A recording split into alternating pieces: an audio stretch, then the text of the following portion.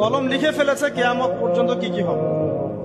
অতএব আপনার রিজিক নিয়ে এত টেনশন করার কোনো দরকার নেই। বিয়ে শাদী হচ্ছে না, এই জন্য কবরে গিয়ে মানত করার কোনো দরকার নেই। সময় মতো হবে ইনশাআল্লাহ। যখন রিজিক তাকদিরে লেখা আছে, সময় মতো ইনশাআল্লাহ হবে। তাকদিরের বাইরে রিজিক পাওয়া যায়।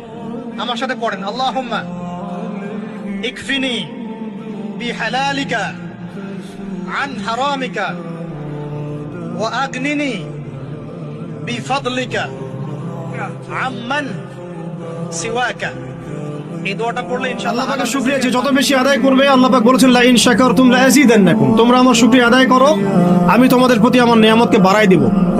ওয়া লা ইন কাফারতুম ইন্না আযাবি লাশাদীদ, তোমরা যদি আমার অকৃতজ্ঞ হও, জেনে রাখো আমার আযাব বড়ই কঠিন। সবসময় চিন্তা করব আমাকে আল্লাহ কি দিয়েছেন, এটা চিন্তা করব না আমাকে আল্লাহ কি দেন নাই। আল্লাহ পাক আমাকে সুস্থ রেখেছেন, নিরাপত্তা দিয়েছেন, আমি খাচ্ছি, পান করছি। এই যে নিয়ামত, আল্লাহ পাকের যে অগণিত নিয়ামত, এটাকে স্মরণ করা এবং সেই অনুযায়ী শুকরিয়া আদায় করা, কবুল করানোর জন্য সেটা এটা। আমাকে যদি বলেন যে সব আপনার জানার মতো সবচেয়ে বেস্ট ওসিলা কোনটা দোয়া কবুল, আমি বলবো এটা সেটা হচ্ছে আপনি আল্লাহ রাব্বুল আলামিনের এই একত্ববাদের ওসিলা দিয়ে দোয়া করবেন। দোয়া করার আগে আল্লাহ পাকের প্রশংসা করা, আলহামদুলিল্লাহটাও আল্লাহ পাকের প্রশংসা, এবং রাসূল সাল্লাল্লাহু আলাইহি ওয়াসাল্লামের প্রতি দুরূদ শরীফ পড়া একবার, অন্তত একবার, চাইলে আপনি অনেক পড়তে পারেন।